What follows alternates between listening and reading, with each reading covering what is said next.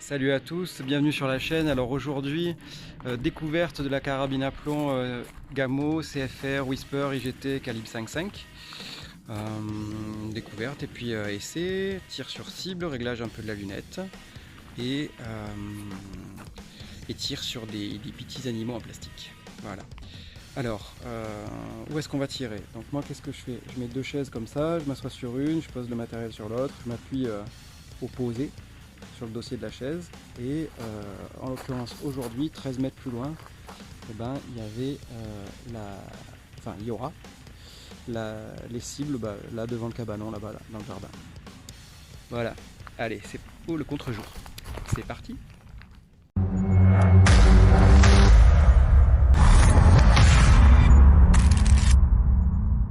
Donc aujourd'hui découverte de la carabine Gamo, carabine à air comprimé CFR Whisper IGT en calibre 5.5 mm. Alors, il s'agit d'une carabine à air comprimé qui s'arme avec un levier sous le canon. Alors quel intérêt ça a et pourquoi j'avais choisi ça? Alors c'était parce que ça permet d'avoir le canon et la culasse d'un seul tenant et d'éviter les problèmes d'irrégularité en cible. Ça veut dire d'être plus précis. Quand tu as une carabine avec canon basculant, en fait le canon n'est pas solidaire de l'endroit où il y a les organes de visée et tu peux avoir des irrégularités. Alors c'est peut-être infime ou pas tout simplement. Mais moi le concept me plaisait, d'autant que j'avais eu déjà des carabines basculantes et du coup je voulais changer. Ensuite, pourquoi Whisper? Parce qu'il y a un semblant de... Whisper, ça veut dire chuchoter, je crois, en anglais. Il y a un semblant de silencieux.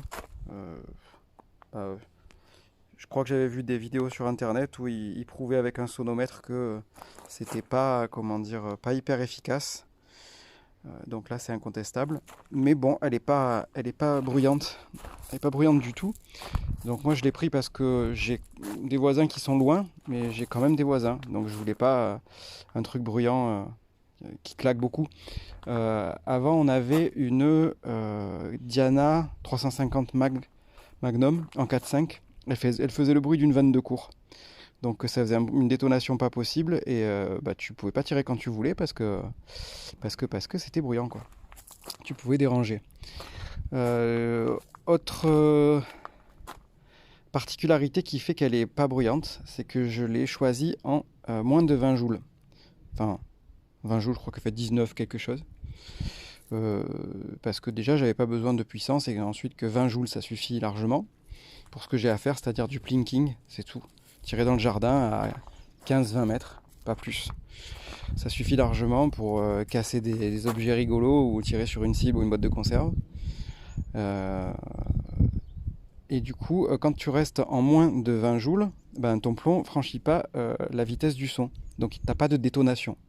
Quand tu es au-delà, je l'ai essayé sur mes autres carabines, tu as une détonation. Ensuite, quoi d'autre? Quoi dire? IGT. IGT, en fait, c'est inerte gaz, je sais pas quoi. C'est-à-dire que tu as comme système de propulsion pas du gaz dans une bonbonne, ni un ressort, mais un gaz inerte qui est dans le corps là et qui est comprimé par l'action du levier. Et ce gaz, en fait, il est à vie dans la carabine. Et ça te permet donc deux choses. Un, de ne pas avoir de consommable de rechargement, à part bien sûr les plombs. Et deux, d'avoir un lâcher. Lâcher, c'est quand tu appuies sur la détente et que le coup part. Avoir un lâcher très souple, très doux et sans vibration. Tandis que quand tu as un système de propulsion par ressort, tu as cet à-coup en fait que donne le ressort. Et moi je le voulais pas sur cette carabine quand je l'ai achetée. Quoi d'autre? Elle a un busque réglable, donc super bien. Cette partie-là là, que tu peux monter, descendre ou orienter, ça te permet d'aligner ta joue avec la lunette. Ça c'est juste top. Elle a une poignée, elle a un trou de pouce, c'est ce trou que tu vois là, et une poignée en caoutchouc souple, c'est confortable, c'est sympa. Elle a une plaque amortisseur pour gérer tout le recul que peut avoir une carabine à plomb, qui est très souple, qui est très douce en caoutchouc. Et tu as même la possibilité d'enlever, tu vois, ces petites pièces de caoutchouc pour la rendre encore plus, tu vois, tu peux les enlever toutes, encore plus souple. Mais comme tu l'as compris dans mon ton, il n'y a pas de recul dans une carabine à plomb. Donc il y a une secousse, et encore pas dans celle-là grâce au système IGT, mais en fait c'est de la pipe. Quoi d'autre? Il y a d'origine une très bonne visée ouverte, hein. Super. Avec les petits, comment dire, les petits... j'essaie de zoomer. Les petits organes réfléchissants, réglables, bien réglables, voilà, tac. Eh bah écoute, si ça fait pas le zoom, ici et là, voilà. Qui est qui est tout à fait satisfaisante. Moi je voulais sur celle-là une lunette que j'ai commandée sur internet. C'est une lunette premier prix, je sais pas, Humarex je crois. Il y a écrit UX là. C'est une 3 à 9 par 40. Alors je voulais quand même un peu de grossissement et surtout de la luminosité.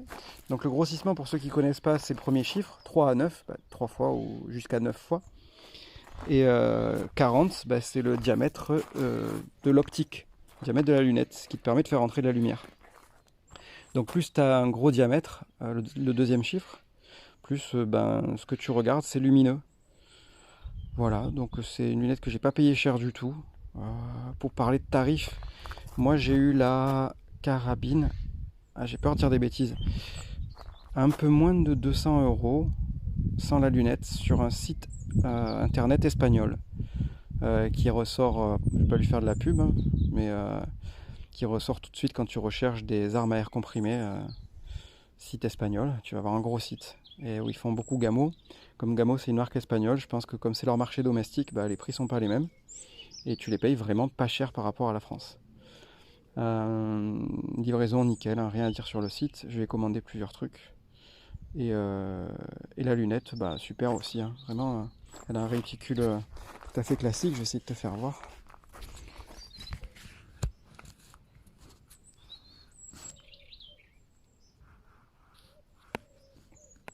Ouais, c'est compliqué.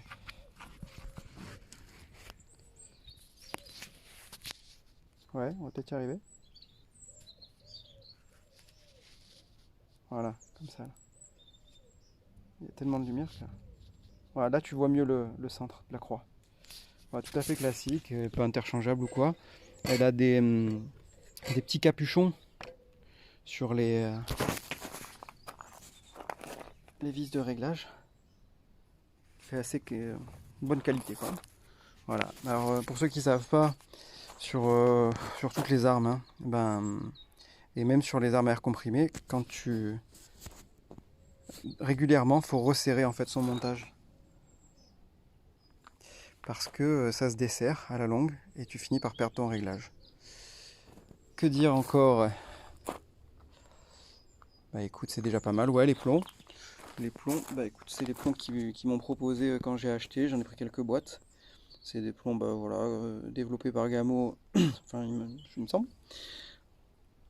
Tout à fait basique pour faire de la cible sans grande prétention. C'était pas très cher. Sur le 5.5, tu as, comme sur le 4.5, peut-être un peu moins, mais quand même, hein, une grande variété de plombs. Tu sais, de forme, de poids, enfin de masse. Des plombs perforants, des plombs pour la cible, des plombs pour ceci, pour cela. Une fois, on fera une petite vidéo, à mon avis, avec les différents types de plombs, leur utilisation et puis leur capacité de perforation. Parce que tu en as qui sont très pointus et très très durs. Regarde, là-dedans j'en ai un. Il s'appelle ça, attends, je te pose 2 secondes. Ouais, un comme ça, mais je t'en parle après. Donc les plombs que j'utilisais, c'était ceux-là, hein, des plombs match. Et celui-là, c'est marrant, tu vois, parce qu'il a une petite pointe en polymère au bout. Donc ça le rend assez joli. Et ils appellent ça un plomb de chasse. Donc soi-disant que la petite pointe, tu sais, elle pénètre la chair de l'oiseau ou de je sais pas ce que tu chasses avec une carabine à plomb. Mais voilà. Et t'as le même en fait, mais avec une pointe en en genre de bronze. Tu sais, un métal vachement dur. J'avais déjà fait des tests dans une pelle, dans une brouette. Et c'est marrant parce qu'en fait, la pointe traverse, emmenée par le plomb, mais le plomb ne traverse pas. Donc ça fait un trou plus petit et tu as le plomb qui est tout champignonné et qui tombe par terre. Voilà. Bah, ça va être tout pour aujourd'hui. Hein. Et c'est déjà pas mal. Alors on va commencer par faire un tir sur cible pour vérifier le réglage de la lunette avant de commencer les hostilités africaines.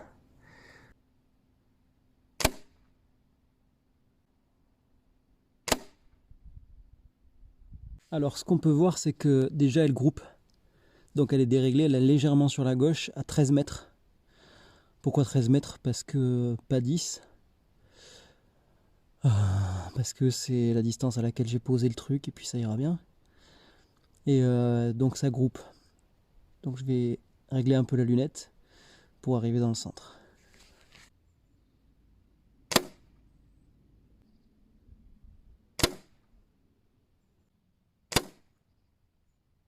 Donc là j'atterris quasiment dans le mille.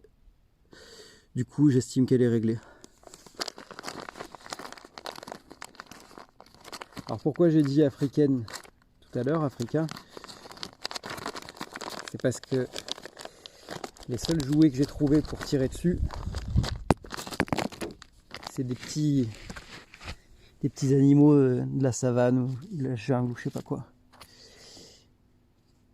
Donc il y a Tigrou, le fier. Il y a Popo, l'hippopotame. Il y a Raymond, le lion. Il y a Martin, le gorille.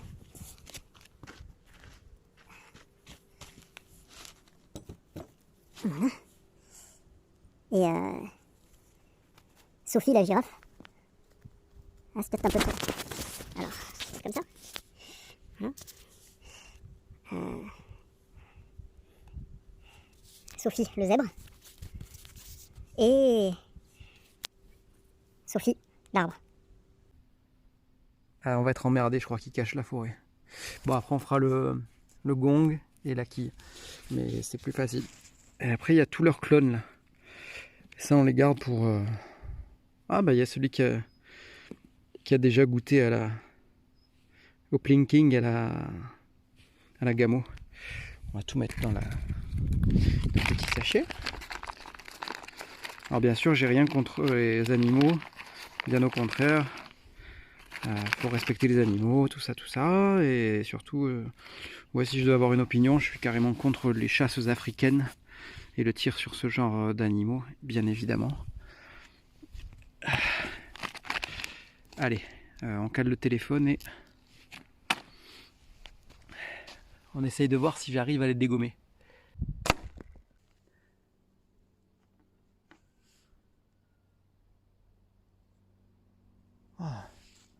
Le plomb, il a tapé sur le dos du lion, il a ripé.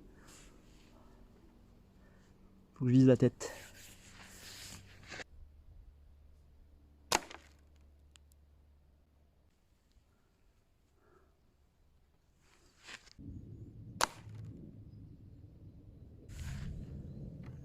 Bon ben Simba il a pas kiffé hein.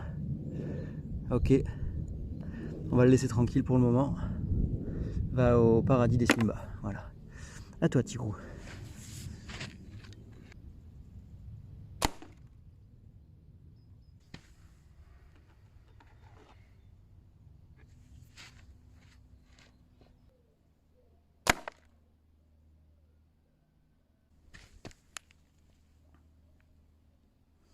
Tigrou il l'a pris là dans la cuisse mais ça, on dirait que ça lui a rien fait.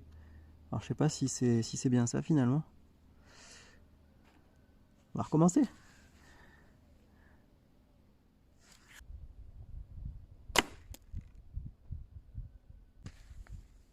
Alors là, il a pris dans l'œil. Mais ça lui fait rien. Il est à l'épreuve des plombs, tu vois, match. Bah écoute, il a gagné son immunité, hein, voilà, on le fout là. Du coup, je sais même pas ce que ça va faire sur les autres, parce que on va essayer la petite girafe peut-être, ou le petit zèbre. Parce qu'ils sont plus massifs en fait. C'est le zèbre.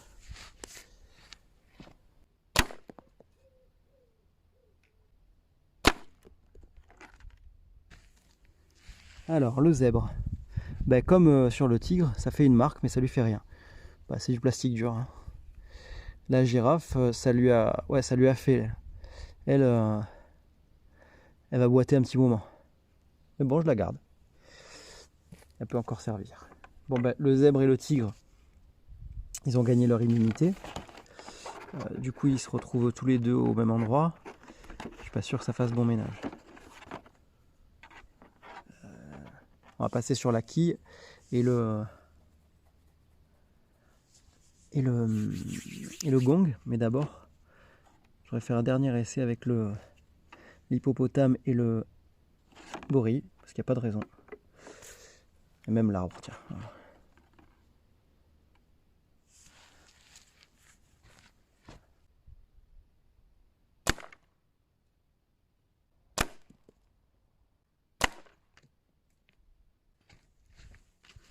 Alors, l'arbre, bon ouais, d'accord.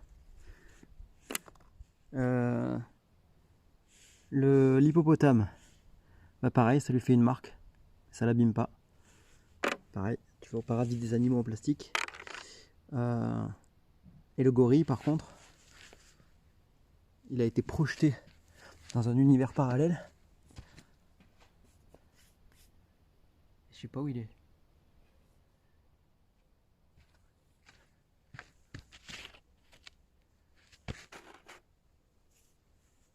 Ah, putain, il est là. Waouh, regarde où il est.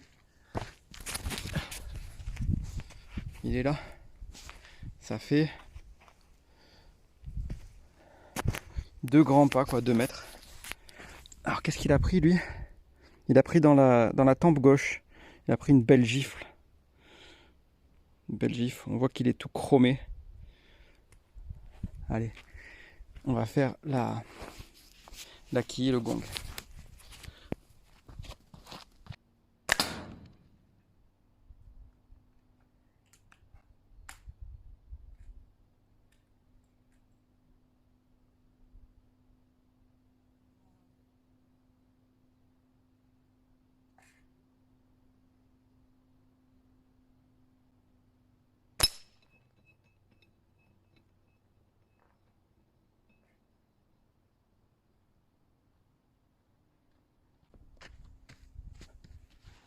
Voilà, donc dans la quille, bah, ça fait un trou, part en part évidemment. Et dans le gong, bah, ça le fait tourner. Parce que le 5-5, ça a quand même pas mal d'inertie par rapport au 4-5. Le 4-5, bah, ça ne le fait pas tourner entièrement à l'heure suivante. Avec le 5-5, ça fait plusieurs tours. Là, je vais essayer de régler encore plus précisément la lunette. Parce qu'en réalité, elle tire trop haut. Et j'utilisais le réticule pour corriger. Mais en réalité, elle n'était pas juste. Alors je vais continuer à régler. Et toi, tu vas regarder.